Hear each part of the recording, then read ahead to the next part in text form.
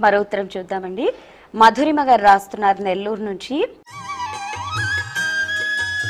దేవుళ్ళు నిద్రకు ఉపక్రమించడం ఏమిటి అని వీరి సందేహం.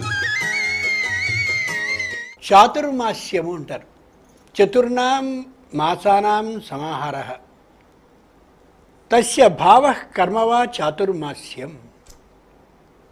ఆషాఢ శుద్ధ ఏకాదశి నుండి 4 నెలల పాటు, అంటే ఆషాఢం తర్వాత శ్రావణం 1 నెల అయింది, భాద్రపదం 2వ నెల అయింది, ఆశ్వేయం 3వ నెల అయింది, కార్తీక శుద్ధ ఏకాదశి నాడు ఆయన నిద్ర నుండి మేల్కొంటాడు. భగవంతుడు కూడా నిద్రపోతాడా? అది ప్రశ్న, మంచి ప్రశ్న అది. 4 నెలల పాటు ఆయన నిద్రపోయేది మనలాంటి నిద్ర కాదు, యోగ నిద్రలోనికి వెళ్తాడు ఆయన. యోగ నిద్రకి భేదం ఏమిటి అని. మన నాన్నగారు 10,000 సంపాదిస్తున్నాడు నెలకి అని అనుకుందాం. లౌకికమైన పోలికతో చెప్తున్నాను, ఇట్లాంటి పోలికతో చెప్పకూడదు, కానీ అర్థమయ్యే స్థాయి కోసం చెప్తున్నాను. నెలకు 10,000 సంపాదిస్తున్నారు ఆయన. పెద్ద పిల్లాడు బడికి కట్టాలి, చిన్నమ్మాయి ఏదో బట్టలు కావాలి, ఇంకోళ్ళు అడుగుతూ ఉంటే అలా ఇచ్చేస్తూ ఉంటాడు ఆయన. ఏమవుతుంది? చేతిలో సొమ్ము తరిగిపోతూ ఉంటుంది. మళ్ళీ 1వ తేదీ ఎప్పుడు వస్తుందో అప్పుడు మళ్ళీ జీతం వచ్చింది అని అనుకుంటాడు ఆయన. ఆ 1వ తేదీ జీతం రావడం కోసం ఏం చేస్తాడు? ఈ నెల రోజులు చాలా ఇష్టంగా శ్రద్ధతో శ్రమ చేస్తూ ఉంటాడు. అవునా కదా? 12 నెలల కాలంలో 8 నెలల కాలం పాటు ఏ శ్రీ మహావిష్ణువుని అందరూ భక్తురాండ్రు ఆరాధించారో, వాళ్ళ ఋషులు, మహర్షులు, రాజఋషులు, ఇంకా దేవతలు, వాళ్ళు అందరూ ఆరాధిస్తుంటారో, అందరూ వాళ్ళు చేసినటువంటి తపశ్శక్తికి అనుగుణంగా, పూజా విధానానికి అనుగుణంగా వరాలని చేస్తూ ఉంటాడు. తండ్రి గారు ఎవరడిగితే వాళ్ళ యొక్క అందరికీ కూడా వాళ్ళ అవసరాలకి సరిపోయేలా ఇచ్చేసినట్టుగా ఇచ్చేస్తాడు. అప్పుడు ఈయన ఏమవుతాడు? తపశ్శక్తి తగ్గినవాడు అవుతాడు.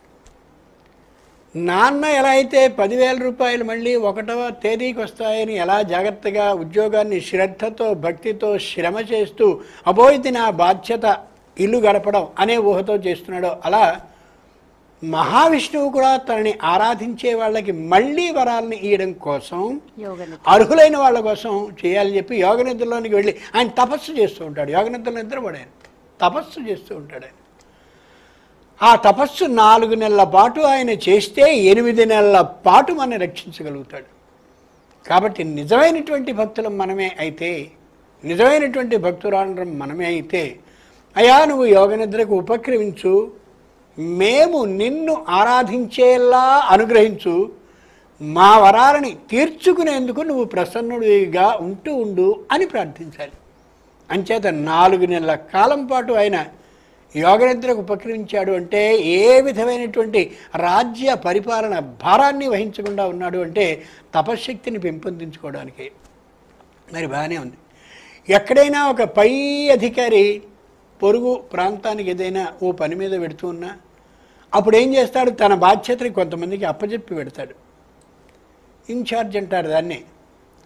అలా ఆయన ఏ మఠాలు ఉంటాయో మఠాధిపతులకి, స్వామీజీలకి, తాపసులకి, సన్యాసులకి, వీళ్ళందరికీ కూడా తన ఆ బాధ్యతను అప్పగించి, మీరు లోకల్లో ఉండే అందరూ కూడా శ్రీ మహావిష్ణువు నిద్రలోకి వెళ్ళాడుగా, మనం కూడా నిద్రపోదాం అని అనుకోకుండా ఉండేలా వాళ్ళకి మహావిష్ణువు గురించినటువంటి విశేషాలన్నింటినీ తెలియచేస్తూ ఆ భక్తి భావం లోపించకుండా, తగ్గకుండా ఉండేలా చేస్తూ ఉంటారు. అంతటి గొప్ప కాలం చాతుర్మాస్య కాలం తప్ప దేవుడు నిద్రపోయేటటువంటి కాలం ఏమాత్రం కాదు. ఆయన నిరంతరం తపస్సు చేస్తూ ఆ కాలాన్ని గడుపుతూ ఉంటాడు తప్ప ఆయన అసలు నిద్ర అనేది ఉండదు. అంచేతనే పుండరీక అక్షహ. జగన్నాథుడు ఉంటాడు మహానుభావుడు పురి అనే ప్రాంతంలో. దాన్ని పూరి అని మనం అనుకున్నాం, కానీ పురి. ఆ జగన్నాథుడి కళ్ళు ఎప్పుడూ తెరిచే ఎందుకు ఉంటాయంటే, మిమ్మల్ని నేను అనుక్షణం అంటిపెట్టుకుని అలా కనిపెట్టుకుని ఉండాల్సిందేరా అని చెప్పడానికి. అంచేత ఆయన 4 నెలల కాలం పాటు చేసే తపశ్శక్తి మనని 8 నెలల పాటు రక్షించడానికి అని అర్థం చేసుకోవాలి. అంతటి గొప్ప రోజు ఈ చాతుర్మాస్య